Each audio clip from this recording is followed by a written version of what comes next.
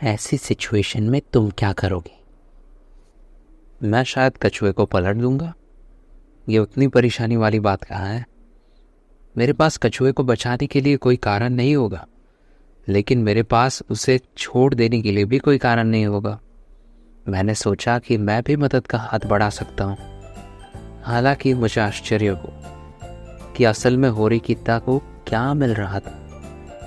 शायद वो कछुए की तरह मुसीबत में थी जो अपने आप से नहीं उठ सकता था। ये तुम्हारे जैसा नहीं, मैंने कहा। ठीक है, मुझे लगता है कि मदद मांगना तुम्हारी वाली चीज़ नहीं है, लेकिन तुमने मुझे इसीलिए बुलाया क्योंकि तुम्हारे पास और कोई नहीं है ना? अगर ऐसा मामला है तो बस बता दो ना क्यों। होरिकिता रुकी। उसने कहा, अगर तुम कहते हो कि तुम लोगों की मदद करना बंद नहीं कर सकते तो शायद मैं सलाह के लिए तुम्हारे पास नहीं जा सकती। हाँ, ये ठीक है, मुझसे बात करो, मैंने उससे कहा। मुझे बस थोड़ी परेशानी हो रही है। कम से कम उसने ये स्वीकार तो किया। अभी तुम कहाँ हो? मैं अपने रूम में हूँ। रुको, क्या वहाँ कोई कीड़ा है? वो बात नहीं है, मैं अकेले एक कीड़े से निपट सकती हूँ। तुम उससे निपट सकते हो, पर कैसे? डिटर्जेंट से, गर्म पानी से या चप्पल से? इससे कोई फ़र्क नहीं पड़ता मैंने कितनी डिडक्शन स्किल्स का इस्तेमाल किया। मैं होरिकिता के अभी वाली सिचुएशन का कोई आइडिया नहीं लगा पा रहा था। फाइनली समझाने के बजाय होरिकिता ने अचानक एक रिक्वेस्ट की। क्या तुम मेरे कमरे में अभी आ सकते हो? वो शर्मिंदा और डरी हुई लग रही थी। लेकिन 9 बज चुके हैं। मैंने विरोध किया। मैं समझती हूँ, लेकिन इससे निपटने के लिए तुम्हें यहाँ रहना होगा। होरिकिता ने ऐसे बात की जैसे वो निराश थी या दर्द में थी। ठीक है, रात के इस समय गर्ल्स फ्लोर पर जाने में मुझे परेशानी हो सकती है, मैंने कहा।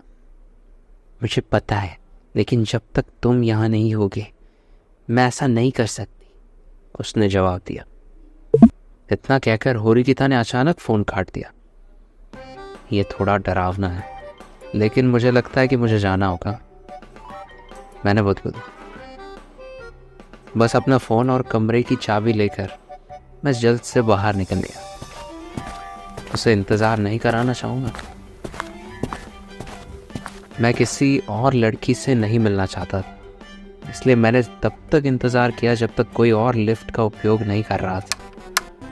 इस तरह इधर उधर छिपना बहुत ही अजीब था, लेकिन अरे ये तो मैं था।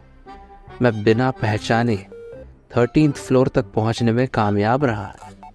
जब मैं होरिकिता के कमरा में पहुंचा तो मैंने दरवाजे की घंटी बजाई। कुछ देर इंतज़ार करने के बाद मैंने धीरे से खुद ही दरवाज़ा खोलने की कोशिश की।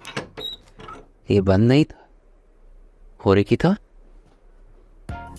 होरिकिता का अपार्टमेंट एक 1 BHK मॉडल था, लेकिन मैं उसके बेडरूम तक नहीं झांक पा रहा था। तुम अकेले हो, है ना? मैंने बेडरूम के दरवाजे के पीछे से उसकी आवाज़ सुनी। तुम बहुत ज़ोर से बोल रही हो, मैंने उससे कहा। ये ठीक है, अगर कोई और आ भी जाता तो मैं बस उसे अपने राइट हैंड से बधाई देती। अब इसका क्या मतलब था? सावधानी से मैंने होरिकिता के बेडरूम में एंट्री। उसने अपनी पीठ मेरी ओर कर रखी थी, इसलिए मैं उसका चेहरा नहीं देख पाया। रूम को अच्छे से सजाया गया था, कुछ भी अजीब नहीं लग रहा था। ठीक है, मैं यहाँ आ गया हूँ, क्या प्रॉब्लम है? मैंने पूछ लिया। एक बार देखोगे तो समझ जाओगे। होरिकिता धीरे से खड़ी हुई और मेरी ओर मुंह करके खड़ी हो गई। बिल्कुल एक ही समय में 2 बिल्कुल अलग अलग इमोशंस मुझ में बहने लगे। मैं समझ गया। तो ये बात है? हाँ, यही बात है। हाँ, क्या कहूँ मैं इस पर, ये तुम कैसे कर सकती हो? अब मुझसे ये मत कहना कि तुम खेल रही थी। पागल हो क्या? उसने कहा। अरे ये तो बिल्कुल वैसा ही है ना जहाँ पे तुम एक कॉर्न का टुकड़ा उठाने के लिए अपनी फिंगर्स को ऐसे अलग ही चैलेंज दे देते हो, है ना? इससे वो चिढ़ गई होगी क्योंकि तुरंत उसने अपना राइट हैंड मेरी ओर घुमा दिया। अरे मैं तो बस मजाक कर रहा था।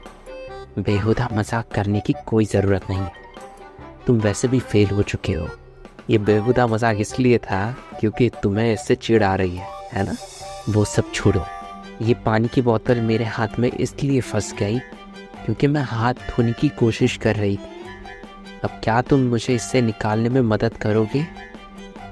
तो वही हुआ, मैंने पानी की बोतल को पकड़ा और खींचा, लेकिन होरिकिता को ही अपनी ओर खींच लिया। चलो, अगर तुम अपने आप को पीछे नहीं खींचोगी तो कैसे निकलोगी? थोड़ा झटका दो, कम से कम अपनी कोहनी को थोड़ा सा हिलाओ, मैंने कहा। उसने जवाब दिया, मैं ये पहले से ही जानती हूँ, बात सिर्फ इतनी है कि मैं थक चुकी हूँ। चलो इसे जल्दी ख़त्म करें। 2 घंटे से अधिक टाइम तक खुद को फ्री करने की कोशिश में होरिकिता थक चुकी थी। मैंने पानी की बोतल को फिर से पकड़ा, उसमें थोड़ी और ताकत लगाई और खींच लिया। ऐसा करते ही होरिकिता ने दर्द सहते हुए पीछे खींचा, हालांकि उसका हाथ अभी भी फंसा हुआ था।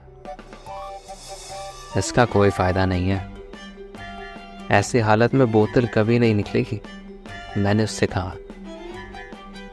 मैं समझ गई, मुझे लगता है मुझे तुमसे उतनी ही उम्मीद। ऐसा लग रहा था कि होरिकिता अब इसके आगे नहीं बढ़ने वाली थी और मानो उसने गिव अप कर दिया हो।